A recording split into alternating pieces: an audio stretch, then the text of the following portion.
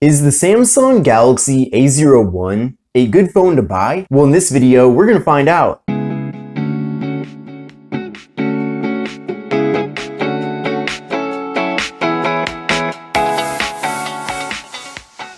Hi everyone, this is Kevin here, coming at you with my Samsung Galaxy A01 review. So let's get started. Now I've had a chance to use the Galaxy A01 for several weeks now, and I'm really excited to give you my full thoughts about it so that you can make an informed buying decision. Now definitely take a look at the link in the video description to see the most up-to-date pricing for the device. But essentially, you'll be able to pick up this phone factory unlocked for under 150 bucks. This phone only works with GSM carriers in the US, so if you are a customer of AT&T or T-Mobile or any of the other carriers under those carriers, then you'll have a great experience with using this phone. I've been using the Galaxy A01 with Cricket Wireless, and it's worked really well for me. Now, in addition to this phone being GSM International, it is also a dual SIM phone, so you can put two different SIM cards in the phone at the same time to essentially combine two phones into one. Now the device features a decently large-sized 5.7-inch display. Now this display is PLS LCD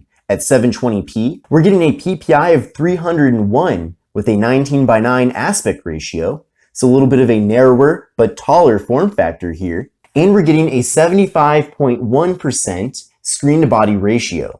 So a pretty decent screen-to-body ratio, definitely not as good as some other 2020 Samsung budget phones like the Galaxy A51, but still overall the phone has a pretty good design and form factor. Now up top here we do have a water drop notch, and in that notch we have a 5-megapixel front-facing camera. Definitely keep watching though, because later on in the video I'll be showing you photo and video samples from the device. Now internally we're getting 16 gigabytes of storage with SD card expansion. So it is nice that you can expand that 16 gigabytes with a micro SD card, because 16 gigs really isn't too much. Now I've installed some of the main social media apps that I like to use, and I've taken some pictures. But after doing just that, I'm left with only 5 gigabytes of available space. So keep in mind that 16 gigs of internal storage is very limiting, and especially in 2020, as app sizes continue to get bigger and bigger. So certainly you'll want to get a micro SD card with this phone, and I will leave a link in the video description to the one that I recommend. Now there is no wireless charging with the Galaxy A01.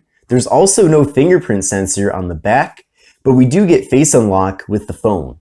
So face unlock does work very well. It's kind of hard to do right now. Well, it worked, but it's hard to do with the camera in between me and the phone.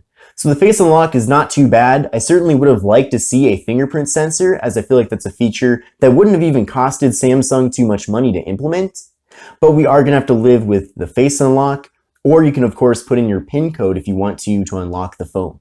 Now on the back side of the device, we do have a dual camera setup with a 13 megapixel main camera and a 5 megapixel depth sensing camera to take live focus portrait mode photos. In addition to that, you also can take live focus portrait mode photos with the front facing camera. So it is cool to see that we do get portrait mode on both the front and rear. That is something that you don't find too often with phones in this price range. Now with the Samsung Galaxy A01, we're getting 2 gigabytes of RAM, which is pretty low, and we're getting the Qualcomm Snapdragon 439 processor, which is a pretty old lower end processor from Qualcomm.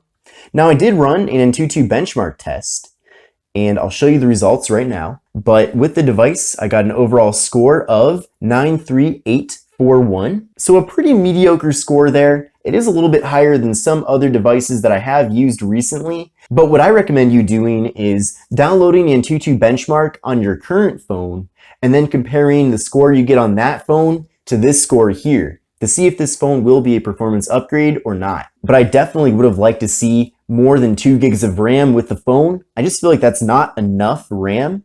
So if you are a power user, or you use your phone a decent bit beyond just doing calls and text messages, you're certainly going to notice the performance limitations with the device. But if you do want a phone that's going to be reliable, of course Samsung creates really good, reliable devices overall, and you really just care about the bare essentials, such as phone calls and text messages, and occasional social media, then I think those specifications will be adequate for you. But if you do want to do anything beyond that, then you are going to run into some performance issues. Now, video recording with the phone maxes out at 1080p, which is pretty good.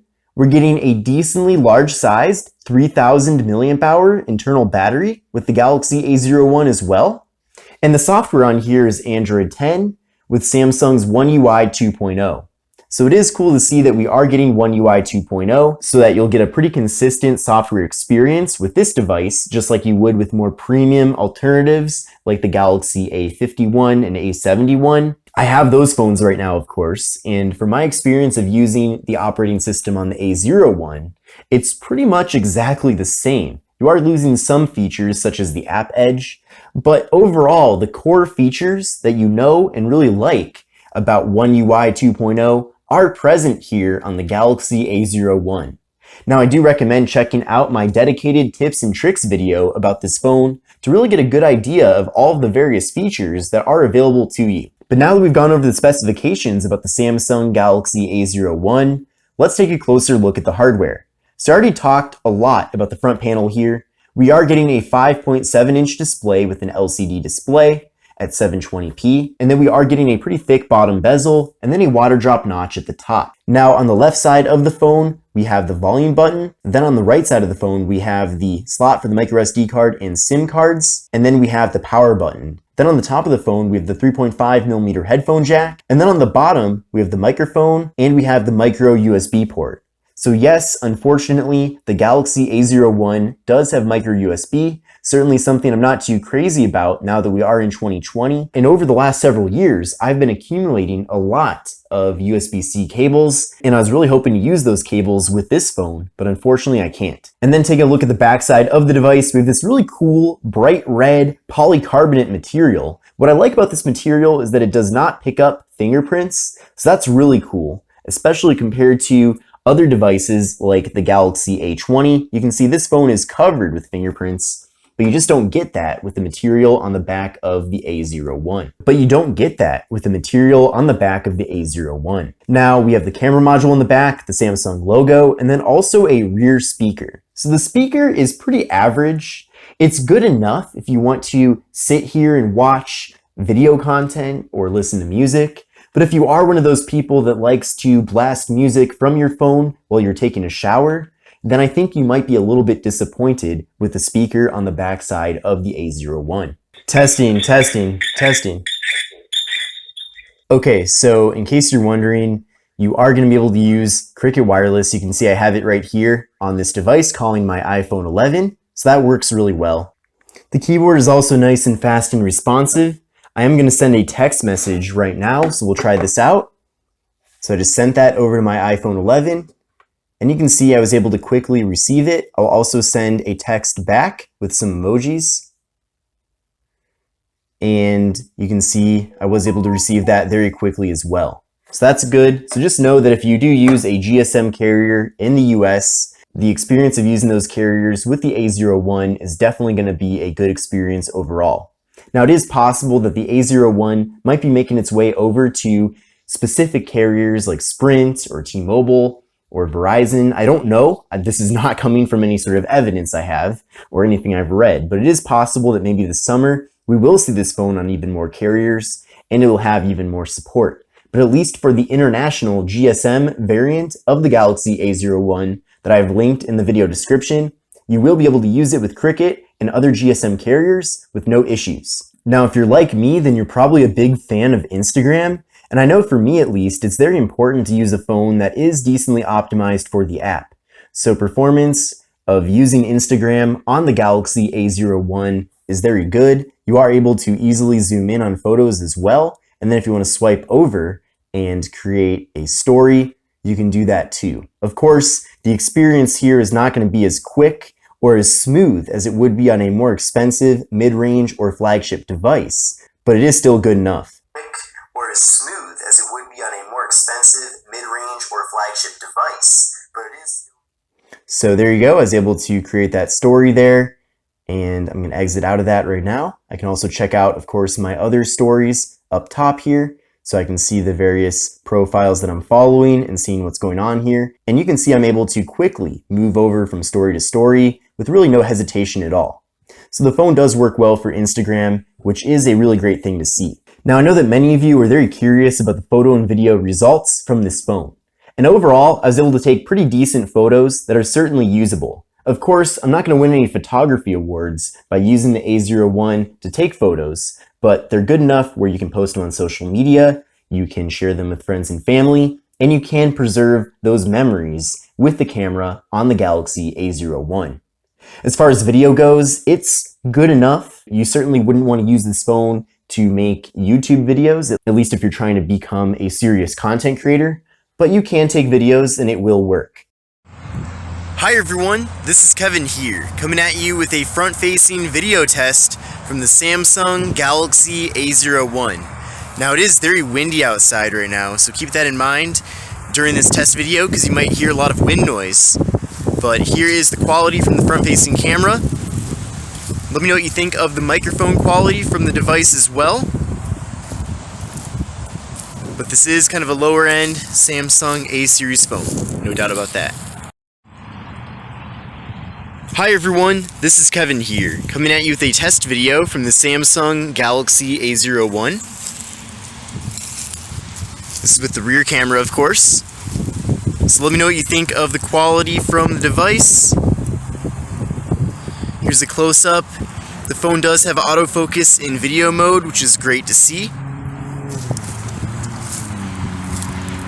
Looks like the leaves are coming pretty soon, apparently. Well, some trees already have leaves.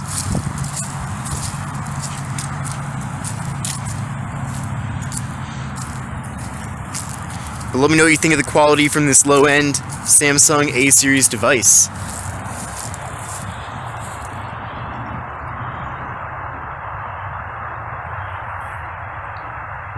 Now here's how the A01 compares with the Galaxy A20. So you can see that it is a bit smaller compared to the A20. And you can also see that the A20, which has an AMOLED display, certainly looks a lot brighter and clearer with better viewing angles than the Galaxy A01, which does feature an LCD display. So overall, who is this phone good for, and should you buy it? I would say that if you really have a limited budget, then this might be a decent option for you. Unfortunately though, I don't think there's really too much with this phone that does stand out. It's a pretty average device overall. I'm not too happy that we just get 2 gigs of RAM, and I really wish we had USB-C instead of micro USB. So I don't think this phone is really too special overall. And if I were you, instead of buying this phone brand new, I would instead look for a renewed or refurbished device that is maybe a year or 2 old. For example, right now on Amazon, you can get an LG G7 Thin Q, which was LG's flagship in 2018, for under 140 bucks. So I would go that route because you're getting a much better phone, even if it's not brand new necessarily, and it doesn't have a fresh new battery, you're still going to get better performance and battery life than you would get with the Galaxy A01. So I really recommend kind of exploring the used options out there and renewed and refurbished options as well, because I think you're going to get a better phone overall that will take better photos, it will take better videos, it will perform better, and will be dramatically better in literally every category compared to this phone.